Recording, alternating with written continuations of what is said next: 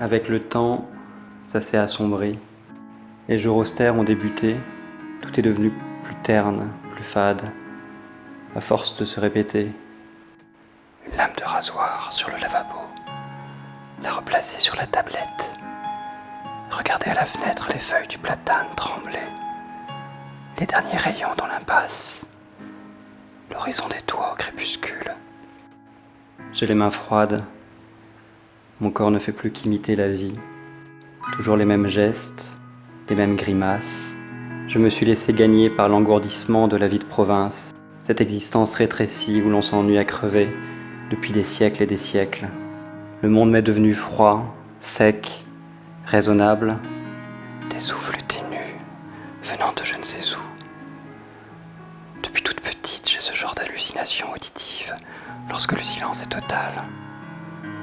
Parfois, ce sont de brèves visions. Sans doute suffirait-il de presque rien pour revenir à la vie, mais le vide s'étend dans nos corps, comme des métastases. Il suffit de te regarder, Léo. La dureté s'est installée sur ton visage. Je crois que tu deviens tout ce que je déteste. Cynique, égoïste, froid, satisfait. Je te reconnais à peine. Tu ne me parles plus que de choses anodines. Plus rien de fort ne semble pouvoir t'atteindre. Tu me deviens irrémédiablement étranger.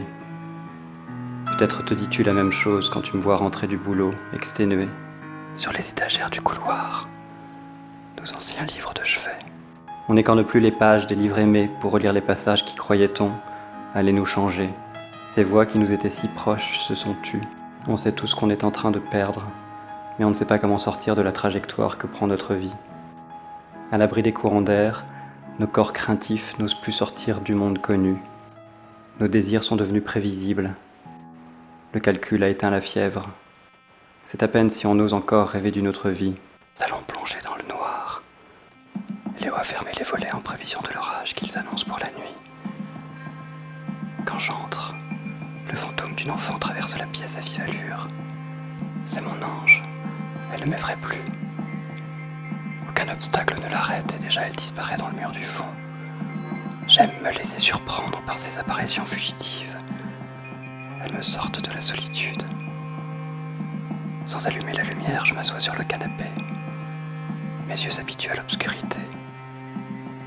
Je devine les moulures du plafond. Sur le mur d'en face, le dernier tableau rageur que tu as peint, il y a au moins 3 ans. Quand est-ce qu'on se réveillera, Léo ? Invente-moi des sourires troublants, des regards bouleversants, des mains qui réchauffent, des soupirs qui en disent long, un dernier au revoir. Nos soirées, on les passe désormais à regarder les DVD empruntés à la médiathèque. Il nous arrive de tomber sur un bon film, parfois même un chef-d'œuvre, comme ils disent. On assiste alors passivement au spectacle de la vie, capable que l'on est désormais d'y prendre part. C'est étrange de voir des êtres humains évoluer devant la caméra, étrange comme l'existence semble alors consistante. Elle a plus d'impact sur nous que la réalité de tous les jours. On ressent la froide distance qui nous sépare de la vraie vie. Les films de Piala, Varda ou Kazan nous donnent une esquisse de ce qu'on a pu vivre un jour. Alors que l'expérience directe de la vie ne semble plus possible pour nous, il nous faut en passer par le cinéma pour retrouver la singularité du réel. Que se passerait-il si je filmais les objets qui m'entourent ? Hier, je me suis acheté une caméra numérique pour filmer mon quotidien. Le réel, j'espère l'entrevoir à nouveau. Je filme les choses telles qu'elles se présentent à moi. Ce sont des séquences de quelques secondes. Une tasse de café fumante, une paire de babouches usagées, ma main droite posée sur le clavier de l'ordinateur, puis sur ma cuisse. L'index passe lentement sur l'étagère du haut, je filme la poussière au bout de mon doigt, puis je repasse ces différentes séquences en boucle. À mesure que je les visionne, je suis de plus en plus fasciné. Les objets les plus banals possèdent une étrangeté sidérante. Il paraît évident que leur présence est totalement séparée de la mienne. Même les parties filmées de mon corps semblent se foutre royalement de ma présence au monde. Le réel reste pour moi une parfaite énigme. Je sais que je ne peux y échapper, pourtant je m'en sens définitivement exclu. Retrouver les yeux de l'enfance, le frisson de l'été, s'allonger dans l'herbe et rêver. Rêver aux routes, aux forêts, aux fulgurances qui naissent au grand air, aux réserves de silence, aux horizons toujours mouvants jusqu'à la tombée du jour, aux nuits d'univers qui nous tenaient éveillés jusqu'à l'aube, à l'éclair vif, argent, quand le soleil se lève, à à l'air frais du matin.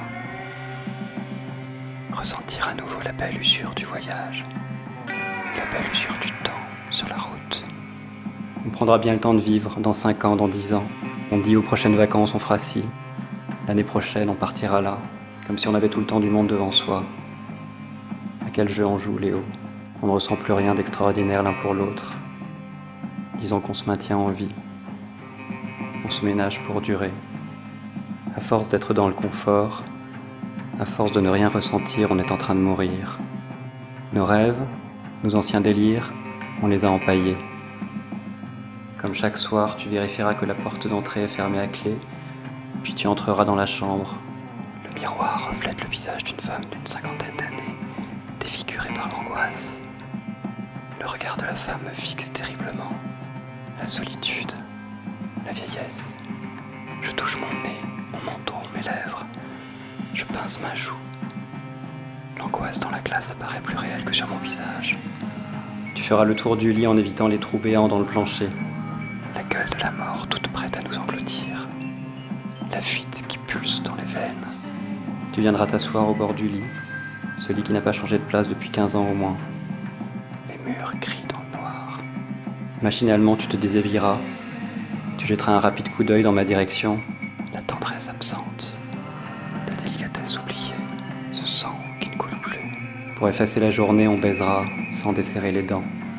De corps à la peau cuirassée, aux muscles tendus, sans visage et sans tête. Puis l'esprit nous reviendra. Tu consulteras une dernière fois le flux d'infos sur ton téléphone. Je prendrai un cachet pour dormir. La lampe de chevet projette des taches de lumière sur les draps défaits.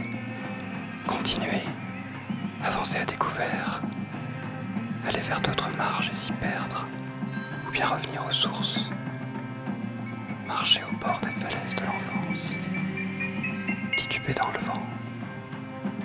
On disposera librement de notre temps. On restera attentif à ce qui fait frissonner nos peaux. Notre enfance se poursuivra sous d'autres